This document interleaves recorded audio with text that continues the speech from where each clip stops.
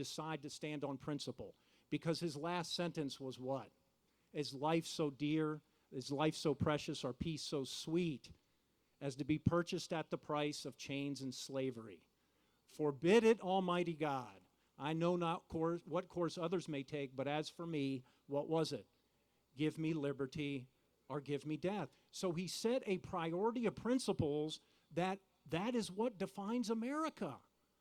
Americans understand that freedom, and this is what the founders had as a bullseye, that freedom gives us opportunity. They are inextricably linked together, that freedom. And yet, what have we had many of our elected officials say?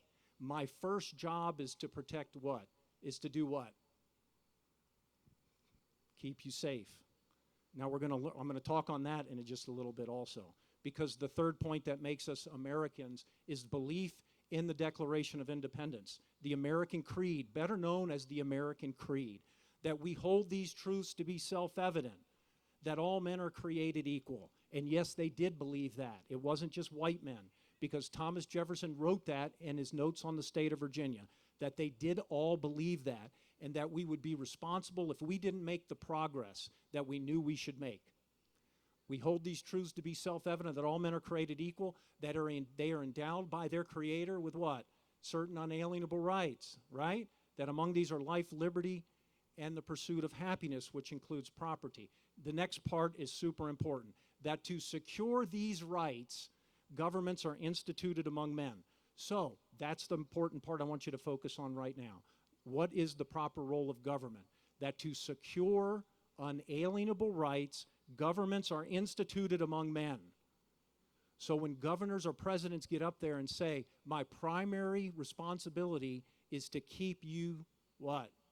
Safe, it really should be, my primary responsibility is to protect your unalienable rights. That is the rule. Now, there may be exceptions to that rule, but if you understand what an American is, the exception comes only when we are represented.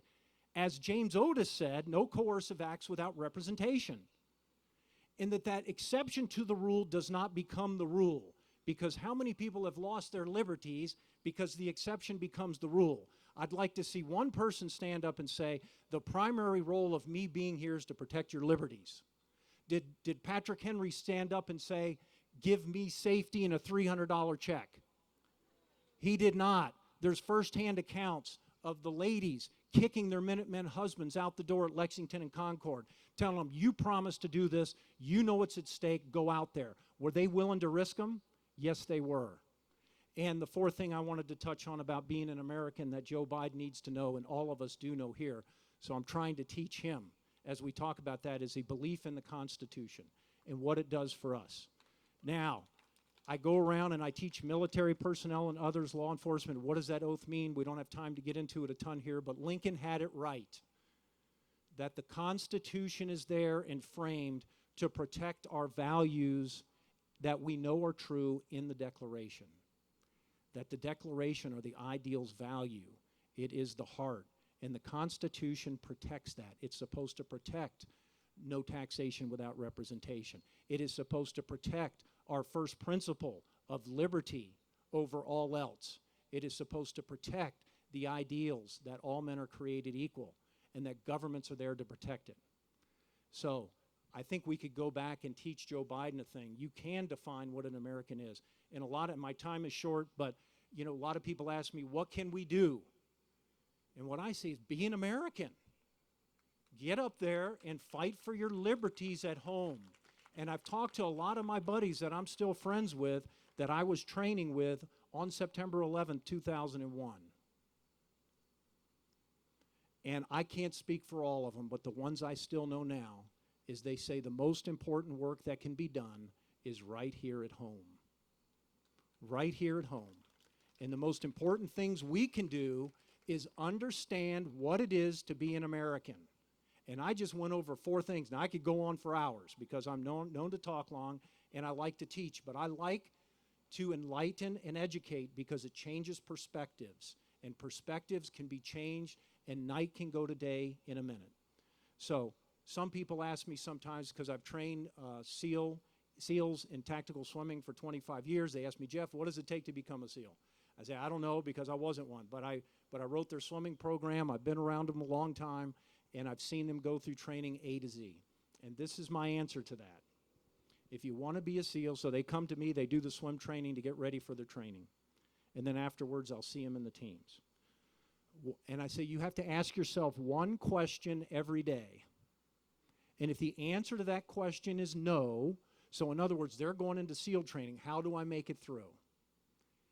And I say, you ask yourself one question every day. And if the answer is no, you keep going. Because we don't make wise decisions. We're in the heat of the moment, or, you know, fatigue makes cowards of us all, in pain. We got to make the decisions beforehand. If you go into SEAL training and want to see, oh, we're going to see how it goes, guess what? You're not making it. You're not making it. So that one question you need to ask yourself every day is this: am I dead yet? Okay? If the answer to that question is no, get your you-know-what up and get to work. All you got to do is keep breathing. Okay? You keep breathing, and you've got work to do. So all of us are enlisted. None of us are done. I don't care what stage you're at. We all have talents. We can all help change perspectives. It is true some George Baileys are going to jump off the cliff, but we can save some. And we need to do it, and we need to do it by being Americans, by being an example of what Americans are, and not just believing it, but faith without works is dead. We have to do it. Thank you very much for having me tonight. It is a true honor to be here. Thank you so much.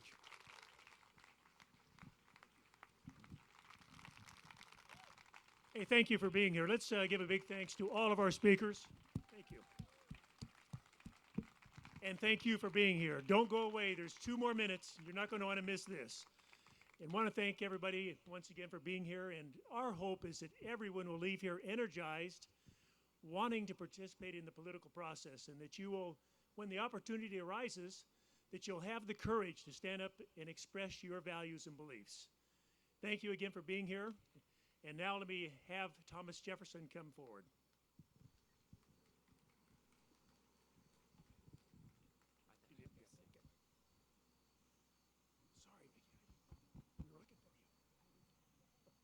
Ladies and gentlemen, is my mic on? Ladies and gentlemen, it truly has been my honor to be here this evening amongst you. I have a few thoughts as I have looked out upon the 21st century that I would like to leave with you. First of all, as General Washington said, our primary objective should be the education of our children in the science of government. For who better than they, who are the future protectors of our government? So I would submit to you, teach your children. Teach them these things that you have learned this evening. Have them read the Declaration of Independence. Have them read the Constitution. Have them understand it and get it deep into their hearts. That is one way we will secure our freedom. Another thought that I had, as I wrote in the Declaration, these unalienable rights come from God, from our Creator. They do not come from government. They do not come from man. They are inherent within each of us.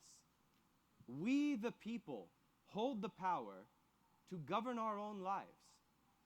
And because of that, we institute government to protect those rights, as was said just a moment ago. Therefore, it is our responsibility not to sit back, but to be actively involved in our government process. So be active.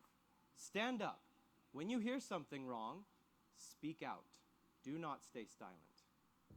But stand up for what is right and for what is true. Ladies and gentlemen, I am very excited to see you here this evening. Stand up for what is right. Continue this good thing and keep our Constitution going.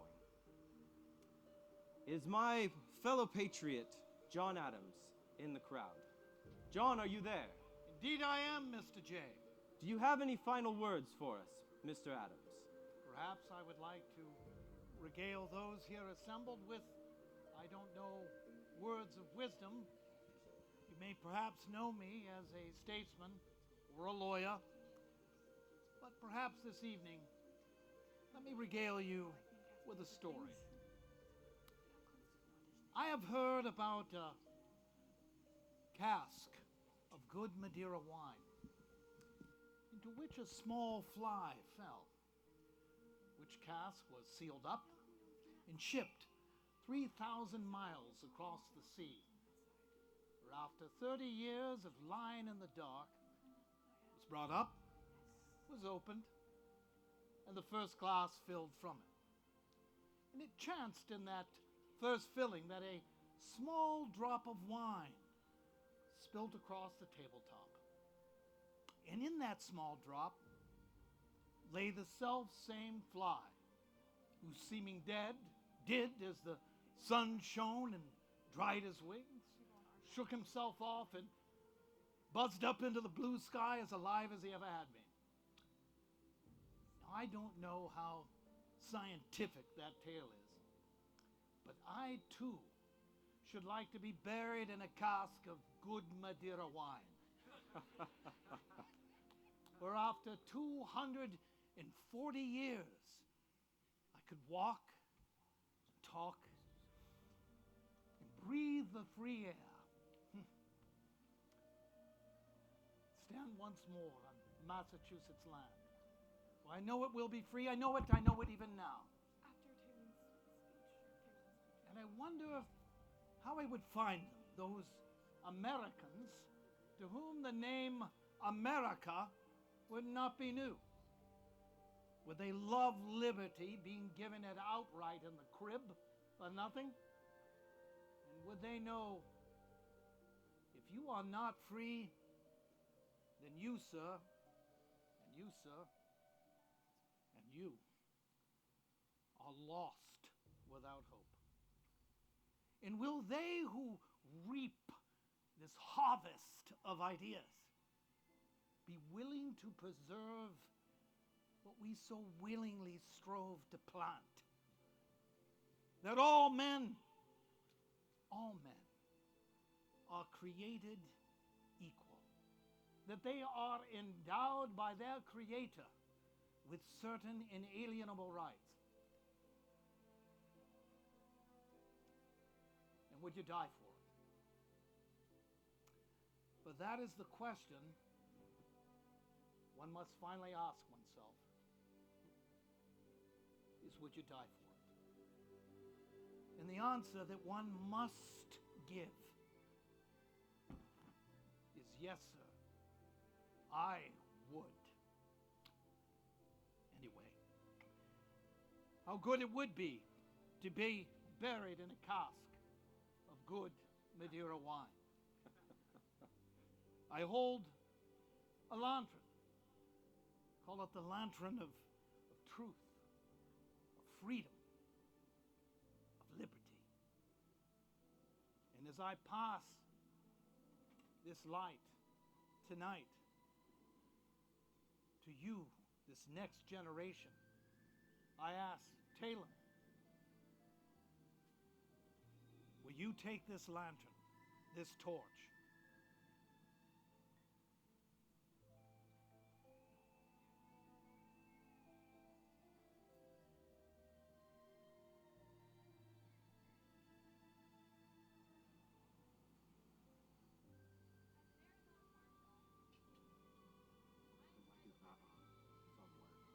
What? We're good. My apologies. As an Arizona farm girl, I enjoy the liberty afforded to me by the Constitution each and every day. Just last week, I was on my farm dove hunting with my grandfather and great-grandfather, listening to their stories of the old days. When finally I took a moment and I stepped back and I thought to myself, what a state we live in. We are able to build our own lives, hunt our own land, and feel safe in our homes. But I also know that these liberties come at a price that our young men and women pay every single day. Just like John Adams once said, liberty, once lost, is lost forever. I'm going to repeat that again to you and listen to me. Liberty, once lost, is lost forever. I am willing to hold this torch so I can continue to be a young patriot and share the stories and the history of our ancestors. As a leader in my generation, it is my responsibility to be a leader, to lead by example, to be responsible, and to share my voice. Now, who wants to hold this torch with me? Hear, hear. Who wants to continue to tell these stories of these historic men and women? I know I do. But I know not all of you have a torch, but you all have a cell phone.